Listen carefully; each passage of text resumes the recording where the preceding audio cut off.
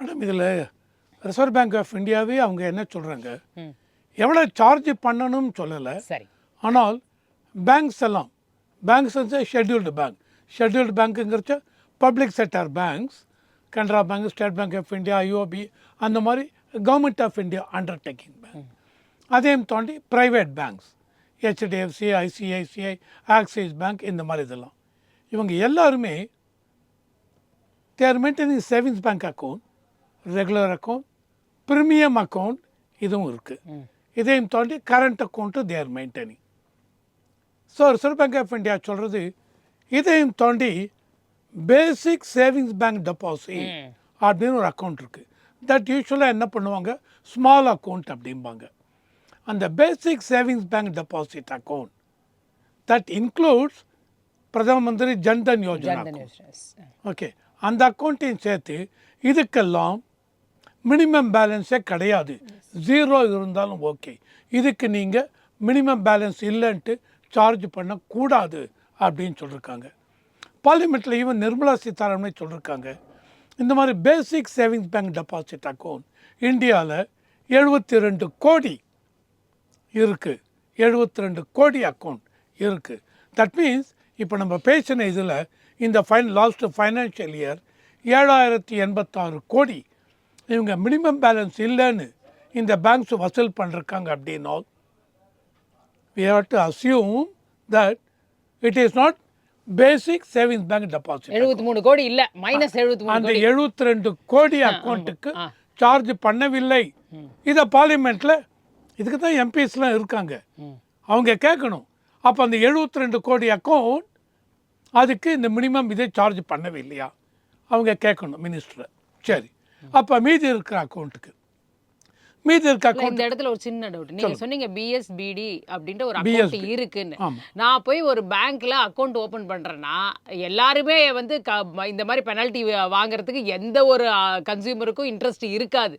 ஆனா யாரும் நாங்க என்ன அக்கௌண்ட் ஓபன் பண்றோம்ன்றதுல ஏதாவது கிளாரிட்டி இருக்கா? இதை கொடுங்க இந்த அக்கௌண்ட் ஓபன் ஆயிரும், இவ்வளவுதானே? No, it is not like that. It is not like that. எந்த பேங்க்ல அதை விவரமா சொல்றேங்க. அதான் நீங்க பேங்க் சார் நான் வந்து விற்க போகிறேன் அப்படின்னா உங்ககிட்ட எல்லாத்தையும் நான் சொல்லிட்டு இருக்க மாட்டேன். ஆனால் தப்பு, நான் சொல்கிற தப்பான ஒரு இது. ஏன்னா பேங்க் சொல்லணும், private bank, government public sector undertaking சொல்லணும். ப்ரைவேட் பேங்க் தெரியாது. என்ன அப்படின்னா BSBD small account, small bank account. அந்த ஸ்மால் பேங்க்னா என்ன அப்படின்னா அவங்க சொல்கிறது மினிமம் கேஒய்சி நீங்கள் பண்ணால் போதும். தென் உங்கள் அக்கௌண்ட்டில் அதிகபட்சம் நீங்கள் 50,000 தான் பேலன்ஸ் இருக்கலாம். அதிகபட்சம் 50,000 தான் பேலன்ஸ் இருக்கலாம். ஒரு வருஷத்தில் டோட்டல் கிரெடிட் டிரான்சாக்ஷன் டெபாசிட் பண்ணுறது 1 லட்சத்துக்கு மேலே போகக்கூடாது. நீங்கள் ஒத்துப்பீங்களா? அதுக்கு பிஎஸ்பிடிக்கு வருவீங்களா?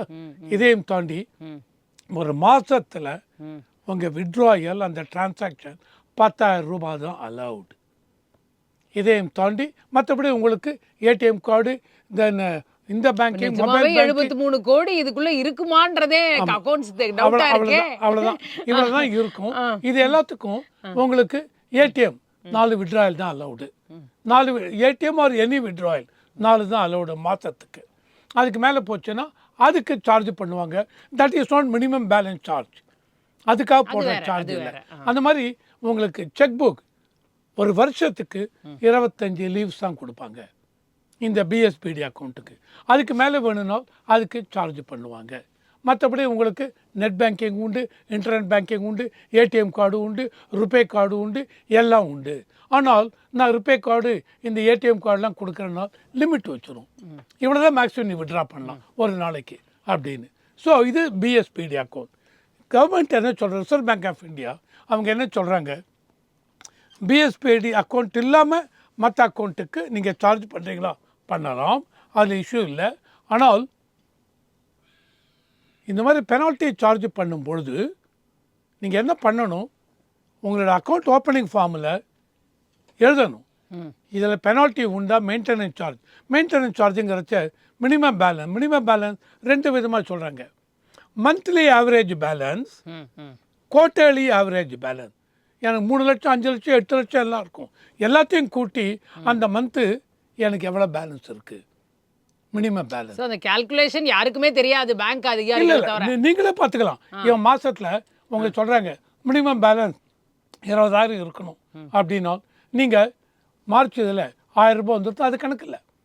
ஓவராலாக டோட்டல் பண்ணி ஆவரேஜாக ஒவ்வொரு இது நாளும் வந்து நம்ம நார்மல் பேஸ் ஆஃப் லைஃப்ல இப்படி எக்ஸாக்ட்டா இதை ஃபாலோ பண்ண நீங்கள் நம்ம முடியாம ஃபாலோ தானே? பண்ணவே வேண்டாங்க. நீங்கள் எப்போ கேட்பீங்க எனக்கு சார்ஜ் பண்ணுங்க அப்படின்னா சரி அக்கௌண்ட்டில் பேலன்ஸ் இருக்கு அது எப்படி சார்ஜ் பண்ணிங்க கேட்கலாம். அண்ட் இதே ரிசர்வ் பேங்க் ஆஃப் இந்தியா அவங்க ரொம்ப ஸ்ட்ரிக்ட் கைட்லைன் பேங்க்கு கொடுக்குறாங்க. பேங்க்ஸு நீங்கள் மினிமம் பேலன்ஸ் இல்லைன்னு பெனால்ட்டி போட்டிங்கன்னால் பெனால்ட்டி போடுறதுக்கு முன்னாடி நோட்டீஸ் மெசேஜ் அனுப்பணும். அதுதான் email அதுதான் இப்ப அனுப்பணும். ஜெகதீஷ் அவர்கள்ட்ட நான் கேட்டேன். அதான் வரதே சொல்றேன். கிடையாது. வரது இல்லைங்கிறது வரல அப்படின்னா டேரெக்டாக ஆர்பிஐக்கு இது பண்ணலாம். அவர் சொல்றாரு பாருங்க போட்ட உடனே எடுத்து அந்த பண்ணக்கூடாது. மெசேஜ் வந்துருச்சு. பண்ணக்கூடாது. ஆனா அதுக்கு முன்னாடி உங்களால மினிமம் பேலன்ஸ் இல்ல. அதுதான் சொல்கிறேன். ஆர்பிஐ நான் இப்போ ஆர்பிஐ கைட்லைன்ஸ் பற்றி பேசுகிறேன். ஓகேவா? அவங்க சொல்கிறாங்க மினிமம் பேலன்ஸ் இல்லையா you cannot go and debit. Message அனுப்புங்க, இமெயில் அனுப்புங்க. இமெயில் எந்த இமெயில் அவங்க அக்கௌண்ட் ஓப்பனிங் ஃபார்மில் என்ன கொடுத்துருக்காங்களோ அவனுக்கு அனுப்புங்க. எஸ்எம்எஸ் யாருக்கு என்ன ஃபோன் நம்பர் கொடுத்துருக்காங்களோ அந்த ஃபோன் நம்பருக்கு மெசேஜ் உங்கள் மினிமம் பேலன்ஸ் இவ்வளவு இருக்கணும், நீங்கள் இப்போ இவ்வளோ இல்லை இந்த மந்த் எண்டில். ஸோ அதனால் நீங்கள் என்ன பண்ணுங்க கட்டணும். உங்களுக்கு 1 month அவன் ரிசர்வ் பேங்கிட்ட சொல்கிறோம் give them a grace period of 1 month. 1 மாதம் கொடுங்க. அந்த 1 மாதத்துக்குள்ள அவர் கட்டி சோ முடிக்கணும். அந்த 1 மாசம் கஸ்டமருக்கு தெரியாம பாத்துக்கறாங்களா நிறைய வங்கிகள்? இல்ல இல்லனா 7086 இல்ல நான் இப்போ என்ன சொல்றேன் இருக்கிறத சொல்லிடுறேன். அப்புறம் 2வது நோட்ல மற்றதையும் பேசுறேன். சரி. ஸோ ரிசர்வ் பேங்க் இது எல்லாமே இப்போ நான் கொடுத்துருக்கேன் இல்லையா அவர் ஜெகதீஷ் சாருக்கு இதெல்லாம் ஒரு இது அவர் இப்போ அதை எடுத்து வச்சு ரைட் பேசலாம். Right okay. அப்ப இந்த நான் இடத்துல முடிக்கிறேன். சொல்லுங்க. நான் முடிக்கல. ஸோ இது வந்து சாரி ஃப்ளோ இன்டரப்ட் ஆயிடுச்சு. ஓகே 1 மாசம் டைம். 1 மாதம் டைம் இருக்கு. அந்த 1 மாதம் டயத்துக்குள்ள கட்டி முடிக்கணும். கட்டி முடிக்கலன்னா நான் பெனால்ட்டி போடலாம். சரி எவ்வளோ போடலாம்? என் மினிமம் பேலன்ஸ் 1000 ரூபாய் இருக்கணும். ஆனால் 750 தான் இருக்குது. அப்போ எவ்வளோ ஷார்ட் ஃபால்? 250. அந்த 250க்கு நீங்கள் சார்ஜ் பண்ணுங்கள் பெனால்ட்டி. மினிமம் பேலன்ஸ் இல்லைன்னு சொல்லிவிட்டு நீங்கள் 50 ரூபா இல்லை 500 ரூபா போடுறேன்னு வச்சுங்க. கரண்ட் அக்கௌண்ட்டில் 500 ரூபா போடுறேன்னு வச்சுங்க. நோ எவ்வளோ ஷார்ட் ஃபால்? 1000 கீழே 10,000 கீழே 9,000 பேலன்ஸ் இருக்குது. 1000 தான் ஷார்ட் ஃபால். ஸோ அந்த 1000க்கு ப்ரொபோர்ஷனேட்டாக எவ்வளவோ அதான் சார்ஜ் பண்ணணும். என்டையர் பேலன்ஸே 10,000 இல்லைன்னு சொல்லிட்டு 500 ரூபா சார்ஜ் பண்ணக்கூடாது. அப்படி இதையும் தாண்டி நீங்கள் ஒரு 2 நாள் ஊருக்கு போயிட்டீங்க உங்கள் அக்கௌண்ட்டே ஆப்ரேட் பண்ணல. 1 வருஷம் அது இது கொடுத்துருக்காங்க மேக்ஸிமம் 1 இயர் நினைக்கிறேன் ஆப்ரேட்டே பண்ணலைன்னால் அது இனாப்ரேட்டிவ் அக்கௌண்ட்டாக போயிடும். இப்பெல்லாம் பாக்குறாங்க சார் அந்த இனாப்ரேட்டிவ் அக்கௌண்ட். அதனால தான் இப்போ தினமலை நேர்களுக்கு தெரியணுங்கிறதுக்காக சொல்கிறேன். இனாப்ரேட்டிவ் அக்கௌண்ட்டாக போயிடுத்துன்னு வச்சுங்க. அதில் பேலன்ஸ் இல்லை 500 ரூபா தான் இருக்குது அப்படின்னா டெபிட் பண்ணிட்டே வா பண்ணக்கூடாது. இனாப்ரேட்டிவ் அக்கௌண்ட்டில் மினிமம் பேலன்ஸ் இல்லைன்னு சொல்லிட்டு பெனால்ட்டி போடக்கூடாது. இதையும் தாண்டி நீங்கள் பெனால்ட்டிலாம் போடும்பொழுது இப்போ சார் சொன்னார் இல்லையா போட்டு அக்கௌண்ட் நெகட்டிவ் பேலன்ஸ் வந்து nothing doing. Bank should not charge a penalty. அந்த பெனால்ட்டி போட்டதுனால அந்த பேலன்ஸ் நெகட்டிவ் பேலன்ஸ் போகிறதுக்கு பேங்க் அலோவ் பண்ணக்கூடாது. இவ்வளவும் regular SP account regular current அக்கௌண்ட்டுக்கு ரிசர்வ் பேங்க் ஆஃப் இந்தியா அந்த அளவு கைட்லைன்ஸ் இதை கொடுத்துருக்கு. ஃபாலோ பண்ணாத பேங்க்குக்கு என்ன வந்து என்ன என்ன நடவடிக்கை எடுப்பாங்க, என்ன கேள்வி கேட்பாங்க, என்ன பண்ணுவாங்க? பேங்க்குக்கு பெனால்ட்டி போடுவாங்க. ஆனால் இப்போ பேங்க் சொன்னாங்க இல்லையா 7,086 கோடி இது வாங்கியிருக்காங்க. சரி இது எல்லாமே டீட்டெயில் கொடுங்க. இதை தான் கேட்கணும்.